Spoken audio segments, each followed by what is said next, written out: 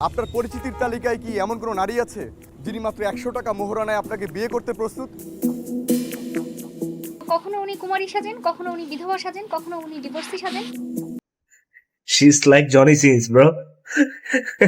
মেয়েদের Johnny since.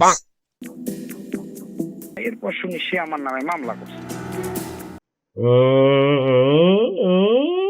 Hey guys, what's up? Welcome back to my another video. আজকের video হচ্ছে একটু সুন্দরী রমণীকে নিয়ে, যে শুনতেছি যে মানে অনেকগুলা বিয়ে করে এবং বিয়ে করে করে তাদেরকে নাকি ধর্ষণ করে। লাইক সিরিয়াসলি ব্রো, আমার সাথে কখন এরকম হবে? যাই হোক, কথা না বাড়িয়ে চলুন শুরু করা যাক ভিডিও। Let's go guys. যে সুন্দর আসছে, 100 টাকায় দিন মারে বিয়ে করতেছে ভাই, এর থেকে আর বেশি কিছু কি লাগে? কারণ এদিকে মাইয়া পাইতেছে না, সে আর বেটা করে বিয়ে করতেছে, ঠিকই আছে। উনি খুব টুইস্ট করতেন। 1,50,000 টাকা যদি হয় সেটাও বিবেচনায় নিতে পারলেও পারতে পারি। একটা প্রশ্ন দিয়ে শুরু করি। সোশ্যাল মিডিয়াতে কি আপনার 300 বিসিএস ক্যাডার বন্ধু আছে? আপনার পরিচিতির তালিকায় কি এমন কোনো নারী আছে যিনি মাত্র 100 টাকা মোহরানায় আপনাকে বিয়ে করতে?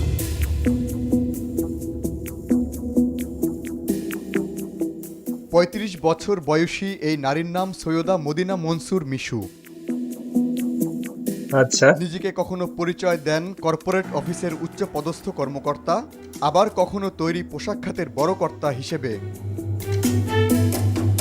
ভাই এই ঝকঝকে এগুলা কিসের পাগল এটাই বুঝতেছি না। দর্শন বলতে লাইক সরি এটা মানে আর 100 টাকা দিন মারে বিয়ে করতেছে মাল। কই আসুস ভাই, খোঁজ লাগা বিয়ে করি ভাই।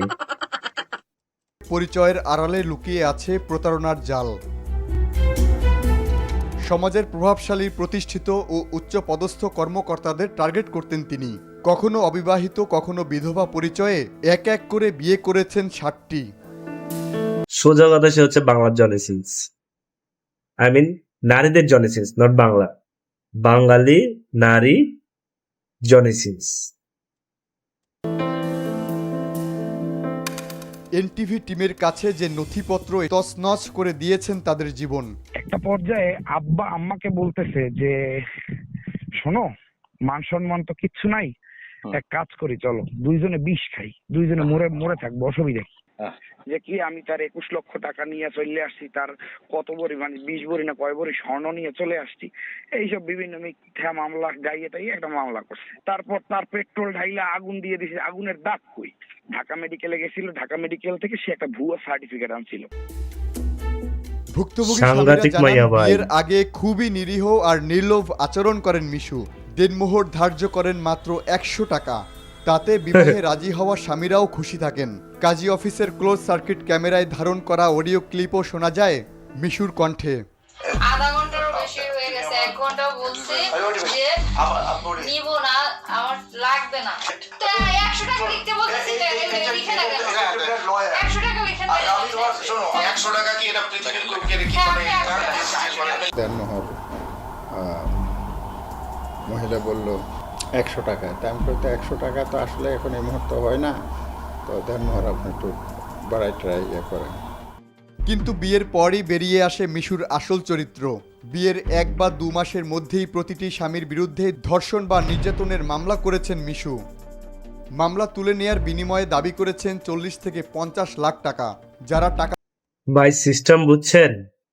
মানে 100 টাকা দিন মরে বিয়ে করে, বিয়ে করার পর যতটি বিয়ে করছে আর কি, 60টা শুনলাম, 60টাই তো বললাম, 60টা বিয়ের মধ্যে মানে 2-3 মাস যাওয়ার, 1-2 মাস যাওয়ার পরেই অবর্ণামী নির্যাতন মামলা দেয়। ভাই নারী ভাই, দিতে রাজি হতেন তাদের সঙ্গে আপোষ করে মামলা তুলে নেন, আর যাদের আর্থিক সঙ্গতি নেই তাদের বিরুদ্ধে চলে হয়রানি। মিশুর প্রথম স্বামীর মৃত্যুর পর 6টি বিয়ে করেছেন এবং স্বামীদের তালাকও দিয়েছেন। আর তাদের বিরুদ্ধে মামলার অভিযোগ ও অর্থ হাতিয়ে নেয়ার কৌশলও ছিল এক এক সময় এক এক রকম। দেনমোহর আমি 100 টাকা লিখছি। এখন প্রশ্ন আসছে যে স্যার আপনার যেই বিবাহের ব্যাপারে এখানে 3টা প্রশ্ন আছে, কুমারী, বিধবা, তালাকপ্রাপ্তা। আমি যখন তালাকপ্রাপ্তা লিখি তখন তার একটা এভিডেন্স সার্টিফাইড কপি রাইখা তখন আমি সেখানে না না না না এটা এভিডেন্স তালাকপ্রাপ্তা লেখেন না, এটা ক্যান্সেল করেন, ক্যান্সেল করে আপনি কুমারী লেখেন। Thank you guys for watching the video, and অবশ্যই সবাই সতর্ক থাকবেন, এসব স্ক্যাম দূরে থাকবেন। তো আজকের মতো এখানেই শেষ, ভালো থাকবেন, goodbye, see you guys, bye by.